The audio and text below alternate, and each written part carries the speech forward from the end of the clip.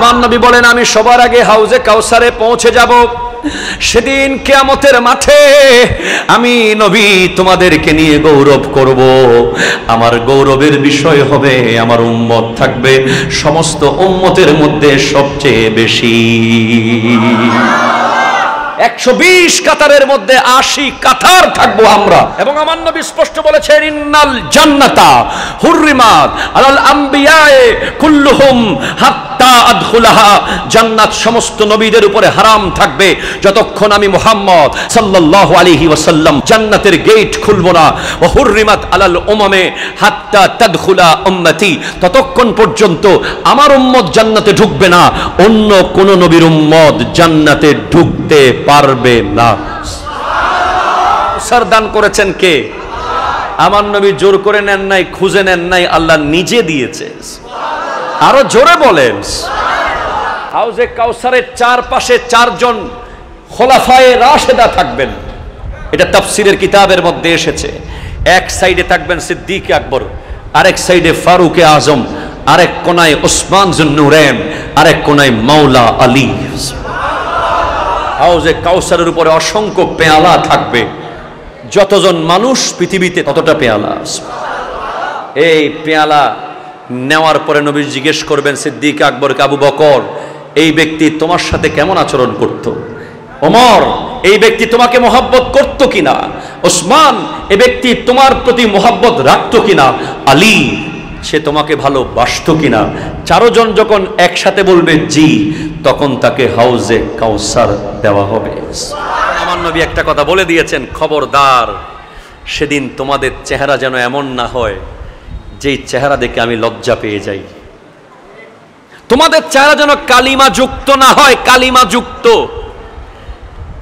তোমার এখন তোমার চেহারায় দেখা যাচ্ছে না তুমি কি, আসলে তুমি কি সুদখোর না ঘুষখোর না জালেম না জমিখোর, এটা তোমার চেহারায় এখন দেখা যাচ্ছে না। তুমি এখন ফেস ওয়াশ দিয়ে মুখ ধুয়ে ফেলেছো, চেহারা ঝকঝক করছে, কিন্তু সেদিন হাসরের মাঠে তোমার চেহারায় ফুটে উঠবে। ঠিক কিনা কন? তুমি যদি সুদী হয়ে থাকো তোমার চেহারা বলে দেবে তুমি সুদী ছিলে। তুমি ঘুষখোর হলে তোমার চেহারা বলে দেবে তুমি ঘুষখোর ছিলে। তুমি জালেম হলে তোমার চেহারা চারপাশে অন্ধকার হয়ে যাবে। সেজন্য আমার নবী বলছেন, বারবার বিদায় হজের ভাষণে বলে দিয়েছেন, তোমাদের চেহারায় যেন কালি না থাকে। আমি তোমাদেরকে নিয়ে গৌরবান্বিত হব, আল্লাহ এরা আমার উম্মত। আমি দেখাবো ইনি আমার উম্মত। আব্দুল কাদের জিলানী রাহমাতুল্লাহ আলাইহি, ইনি খাজা মাইনুদ্দিন চিশতি রাহমাতুল্লাহ আলাইহি, ইনি শাহেনশাহ শ্রীকোট, ইনি আহমদুল্লাহ কাদেরী রাহমাতুল্লাহ আলাইহি, ইনি শাহে আমানত, ইনি শাহ গরিবুল্লাহ, ইনি শাহ মিসকিন, ইনি ইয়াসিন আউলিয়া, ইনি মহসিন আউলিয়া, ইনি ইমাম বুখারী, ইনি ইমাম মুসলিম, নাসাই, আবু দাউদ, তিরমিজি, ইবনে মাজাহ, আবু হানিফা, এ হচ্ছে ইমাম শাফিঈ, এ মালিক ইবনে আনাস আল-আসবাহী, এ হচ্ছে হযরত ইমাম আহমদ ইবনে হাম্বল। এক একজনকে দেখে গোটা হাসরের মানুষ যখন অবাক হয়ে যাবে, আমার নবীর উম্মতের এক একজন আলেমের পাওয়ার আকাশচুম্বী, এক একজন ওলির শান আকাশচুম্বী। আর তখন তোমার চেহারা যেন এমন না থাকে যে তুমি মুখ লুকাতে হয়।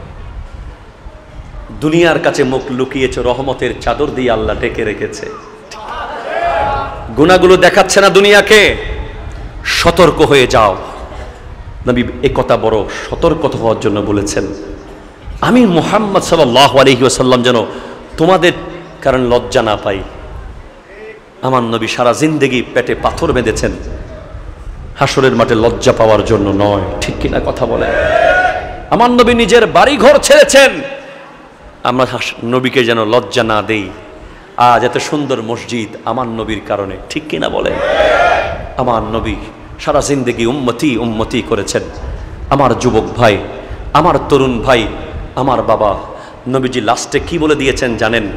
সেদিন কাউকে আমি মুক্ত করব, আর কেউ আমার থেকে মুক্ত হয়ে যাবে। কাউকে আমি মুক্ত করব, কেউ আমার থেকে মুক্ত হয়ে যাবে।